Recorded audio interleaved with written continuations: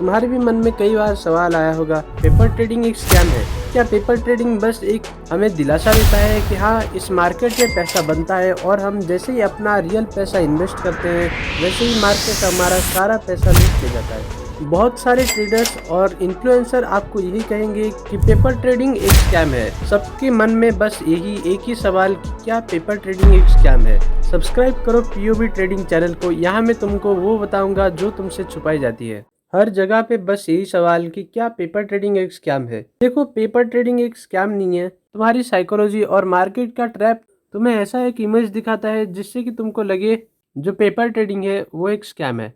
YouTube, Instagram और Facebook, जहाँ पे भी तुम लोग जितने भी सोशल मीडिया ऐप है वहाँ पे तुम लोग अगर देखोगे कि क्या पेपर ट्रेडिंग करना सही बात है या फिर नहीं, तो तुमको ज़्यादातर फाइनेंशियल इन्फ्लुएंसर या फिर ट्रेडर तुमको यही बताएंगे कि हाँ, पेपर ट्रेडिंग करना एक सही बात नहीं है और यहाँ पे तुम्हारी साइकोलॉजी बिगड़ जाती है। तो ये बात उनकी एक तरीके से सही भी है कि यहाँ पे तुम्हारी थोड़ी सी साइकोलॉजी तो बिगड़ती है। पेपर ट्रेडिंग किसको नहीं करना चाहिए? जिसके पास अगर बहुत ज़्यादा कैपिटल हो। मान लेते हैं आपके पास 5 लाख का कैपिटल है, तो 5 लाख के कैपिटल से अगर आप लोग यहाँ पे भी आप पेपर ट्रेडिंग करते हो तो जाहिर सी बात है आपका जो साइकोलॉजी है वो बिगड़ता है। आप जो पेपर ट्रेडिंग में करते थे वो 1-2 हज़ार से आप लोग ट्रेडिंग करते थे और समझते थे हाँ, मेरा 25%, मेरा 50%, मेरा 75% निकल जा रहा है। तो मैं अगर 1 लाख रुपया, मेरे पास 5 लाख रुपए है, अगर मैंने उसमें से 1 लाख रुपए भी इन्वेस्ट किए तो मेरा वहाँ पे 70-80% निकल जाएगा। तो यहाँ पे तुम्हारी साइकोलॉजी थोड़ी बिगड़ जाती है। तो अगर तुम्हारे पास लार्ज कैपिटल है, 1 लाख से ऊपर का कैपिटल है, तो हाँ, तुम स्टार्टिंग अपने थोड़े से अपने कैपिटल का 30% या फिर 25% से आप लोग रियल पैसे से अपना ट्रेडिंग स्टार्ट कर सकते हैं। लेकिन अगर तुम्हारे पास कैपिटल नहीं है, अगर किसी के पास 10,000 का कैपिटल है, अगर किसी के पास 10,000 का मान लो कैपिटल है, ओके, तो वो बंदा कहाँ जाएगा? वो क्या 10,000 में से 5,000 निकाल के वो पेपर ट्रेडिंग करेगा? नहीं। अगर उसके 5,000 डूब गए तो, अगर सीखते सीखते उसके 5,000 पूरे राउंड हो गए तो वो क्या करेगा? उसके पास बचे सिर्फ और सिर्फ 5,000।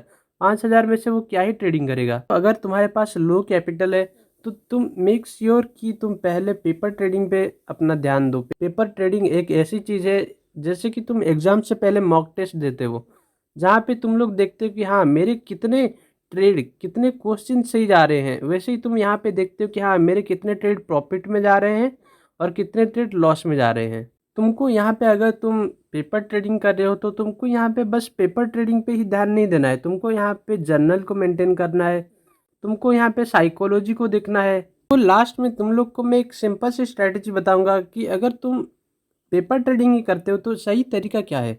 पेपर ट्रेडिंग में तुमको अंधा पैसा मिलता है, मतलब तुम अगर 1 करोड़ मांगोगे तुमको 1 करोड़ यहाँ पे दिया जाएगा। अगर तुम लोग यहाँ पे 10 करोड़ मांगोगे तुम लोग को 10 करोड़ दिया जाएगा। लेकिन नहीं, तुम लोग को ऐसा नहीं करना है। अगर तुम्हारा ओरिजिनल जो कैपिटल है तुम्हारे बैंक अकाउंट में, अगर तुम्हारे पास मान लो 1,000 रुपये है, तो तुमको यहाँ पे जो पेपर ट्रेडिंग करना है वो तुमको करना है 500 रुपये से।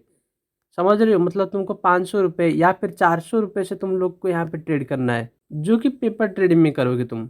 देखो, अगर तुम ऐसे बहुत स्मॉल कैपिटल से ट्रेड करते हो, मेरा प्रेफरेंस है कि तुम लोग पहले पेपर ट्रेडिंग से स्टार्ट करो, देन अपना रियल मनी ऐड करना। अगर तुम लोग को लगता है कि हाँ, एक मंथ में मेरा यहाँ पे जो कि है, मान लो तुमने 10 ट्रेड लिए, 10 ट्रेड में से 8 या फिर मान लो 6 ट्रेड तुम्हारे प्रॉफिट गए और बाकी के लॉस गए, कोई बात नहीं, तुम्हारे 6 ट्रेड तो प्रॉफिट में जा रहे हैं ना। लास्ट में मैं ये तुम लोग को यही बताऊंगा कि पेपर ट्रेडिंग करो लेकिन डिसिप्लिन से।